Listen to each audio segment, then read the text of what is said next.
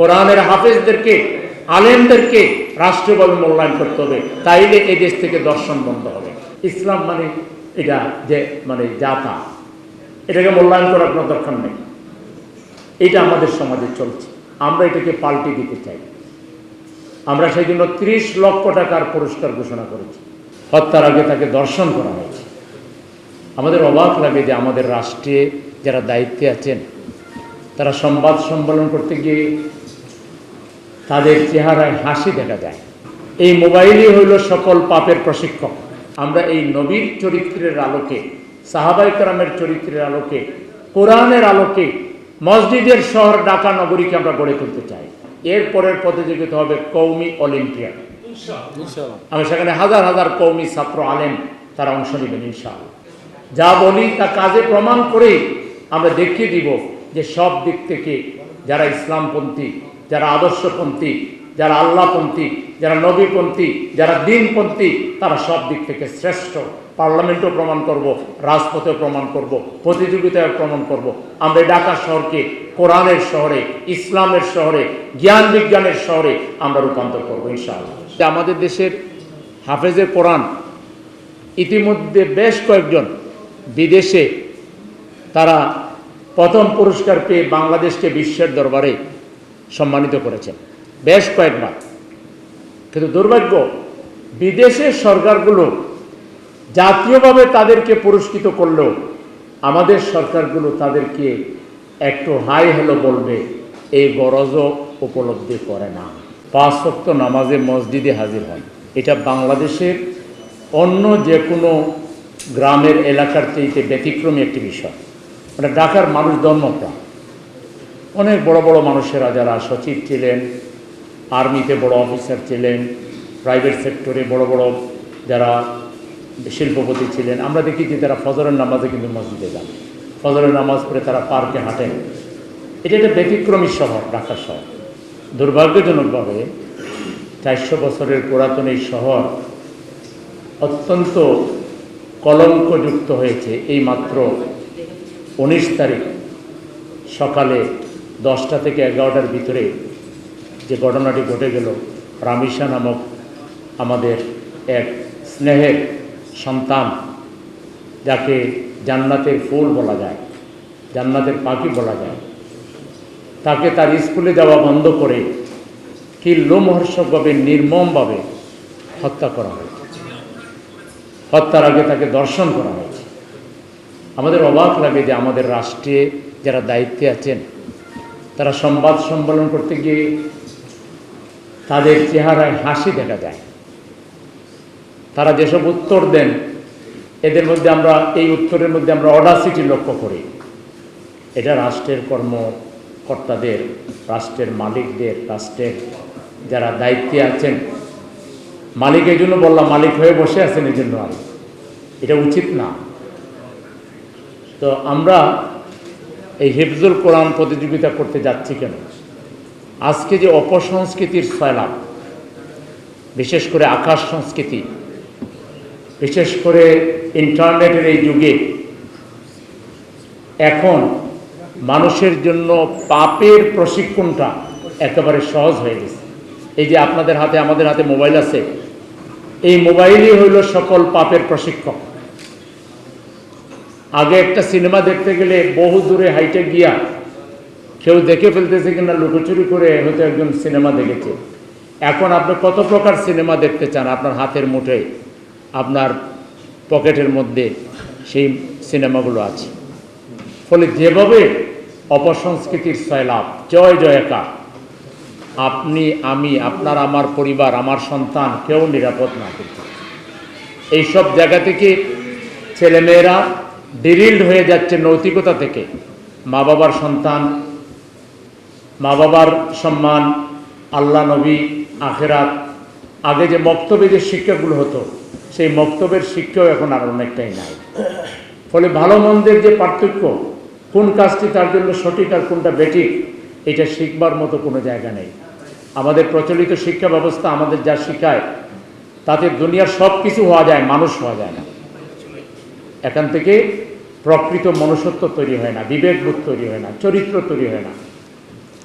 এই অবস্থায় আমাদের সমাজ চলছে। আগে ধর্মীয় আলোচকগণ, আমাদের হযরত উলামায়ে কেরাম, হাফেজ সাহেবগণ, তারা মসজিদে খুতবা দিতেন, ওয়াজ করতেন। এর বাইরে সামাজিক ক্লাব, সংস্থা, সংগঠনের উদ্যোগেও বিভিন্ন তাফসির মাহফিল, ওয়াজ মাহফিল, যুব সমাজকে নিয়ে বিভিন্ন সিরাতুন নবী সাল্লাল্লাহু আলাইহি ওয়াসাল্লাম মাহফিল হতো। গত কয়েক বছর থেকে এই মাহফিলের উপরও 140 রিপোর্ট জারি করা হয়েছে। আমরা এই প্রেজেন্ট গভর্নমেন্টের সময় দেখি যে বিভিন্ন মসজিদের খতিবের মাইক কেড়ে নেওয়া হয়। বিভিন্ন জায়গায় ওয়াজ মাহফিলে দেখি যে বিভিন্ন দলের নেতারা উঠে তারা ওয়াইজিনদেরকে অপমানিত করেন, তারা নাকি রাজনীতি করেন। ধর্মীয় কথাকে, নীতি নৈতিকতার কথাকে রাজনীতি বলে চালাই দেয়া, তারা একচেটিয়াভাবে অপসংস্কৃতি এবং জাহিলিয়াতের প্রভাবকে সমাজে বৃদ্ধি করার জন্য তারা চেষ্টা চালিয়ে যাচ্ছে। এর মোকাবেলায় দেখবেন সুন্দরী প্রতিযোগিতা হয়, বিভিন্ন খেলার প্রতিযোগিতা হয় এবং এগুলোতে অপসংস্কৃতিকে ছড়িয়ে দেওয়া হয়। কীভাবে মানে আপনার মিথ্যার সুরসুরি এবং যৌনতার সুরসুরি ছড়িয়ে দেওয়া হয়। এই জায়গায় ছাত্র, তরুণ, যুবক সবার চরিত্র গঠন করার জন্য তেমন কোনো কার্যক্রম আমাদের চোখে পড়ে না।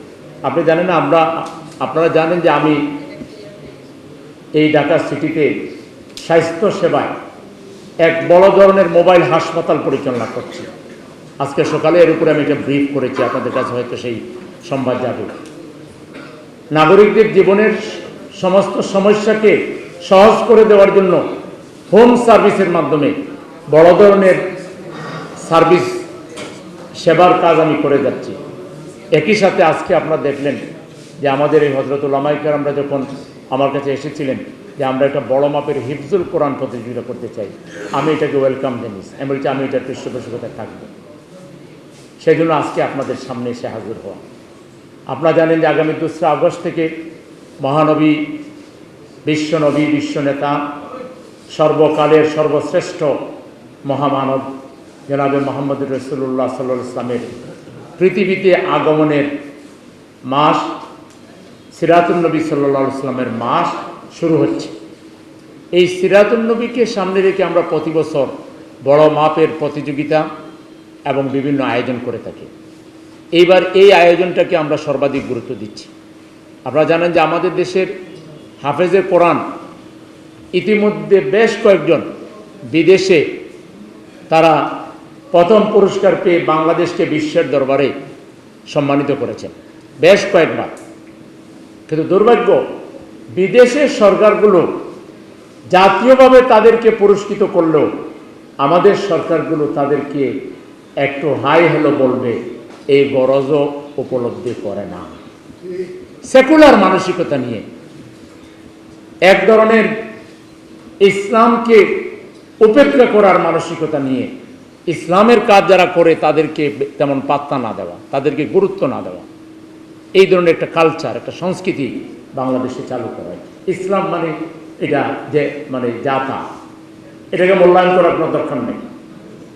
এটা আমাদের সমাজে চলছে, আমরা এটাকে পাল্টে দিতে চাই। আমরা সেই জন্য 30 লক্ষ টাকার পুরস্কার ঘোষণা করেছি। 1 লক্ষ হাফেজে কোরআন এখানে অংশ নেবেন ইনশাআল্লাহ। এবং এর মধ্য দিয়ে আমাদের যারা হাফেজ সাহেব তাদের প্রতি সম্মান দেখানো হবে, তাদের দোয়া পাওয়া যাবে, তাদের মা বাবা ওস্তাদদের দোয়া আমরা পাবো। নতুন করে হাফেজ হওয়ার প্রেরণা এখান থেকে আমাদের শিশু কিশোররা লাভ করবে। এবং এই কোরআন আপনারা জানেন যে আল্লাহর নবী এসেছিলেন বলেই আমরা আল্লাহর তরফ থেকে জ্ঞান এবং বিজ্ঞানের হেদায়েতের কিয়ামত পর্যন্ত আল্লাহর পক্ষ থেকে চূড়ান্ত যে হেদায়েত, সেই হেদায়েতের বাণী সম্বলিত পবিত্র কোরআনুল কারীম আমরা পেয়েছি। যে কোরআন না আসলে, যে নবী না আসলে পৃথিবী অন্ধকারে থাকত, অন্ধকার গহ্বরে এটা চলে যেত। নবী এসেছেন বলে, কোরআন এসেছে বলে পৃথিবী এখনো আলোকিত আছে। আমরা এই নবীর চরিত্রের আলোকে, সাহাবায়ে কেরামের চরিত্রের আলোকে, কোরআনের আলোকে মসজিদের শহর ঢাকা নগরীকে আমরা গড়ে তুলতে চাই। এখানে মানবতা বিরোধী, দুশ্চরিত্রবান, লম্পট, দুর্নীতিবাজ, চাঁদাবাজ, টেন্ডারবাজ, কোনি, দর্শক এবং সেকুলারিজম, কমিউনিজম, মানবতা বিরোধী যত ইজম আছে, এই ইজমের উপরে কোরআনকে আমরা শ্রেষ্ঠ মতবাদ হিসাবে, শ্রেষ্ঠ আদর্শ হিসাবে আমাদের বাস্তব কার্যক্রমের মাধ্যমে আমরা তুলে ধরতে চাই। এটার সাথে কারোর সাথে কোনো বিরোধ নাই, কারণ পৃথিবীতে দুইটি ইজমই আছে, দুইটি মতবাদই আছে। একটি আল্লাহর পক্ষ থেকে দেওয়া ইজম, পবিত্র আল ইসলাম, আল কোরআন। আর ইসলাম আর কোরআনের বাইরে আর যা আছে কুল্লু বাতিল, বরবাদ। এগুলোর সাথে আল্লাহ এবং রসুলের কোনো সম্পর্ক নাই। এটা মানুষের মস্তিষ্ক পরিচিত, এটা স্বার্থার নাই। সেই মহলের নিজেদের স্বার্থ চরিতার্থ করার জন্য এই মতবাদগুলো তারা পৃথিবীতে এনেছে। মানব রচিত মতবাদ কোনোদিন পৃথিবীর মানুষকে কল্যাণ দিতে পারে নাই, এটা বহুবার প্রমাণিত হয়েছে। আমরা এই মানব রচিত মতবাদের বিপরীতে ইসলামের শ্রেষ্ঠত্ব, কোরআনের আলো, ইসলামের আলো মানুষের ঘরে ঘরে আমরা জ্বালিয়ে দিতে চাই।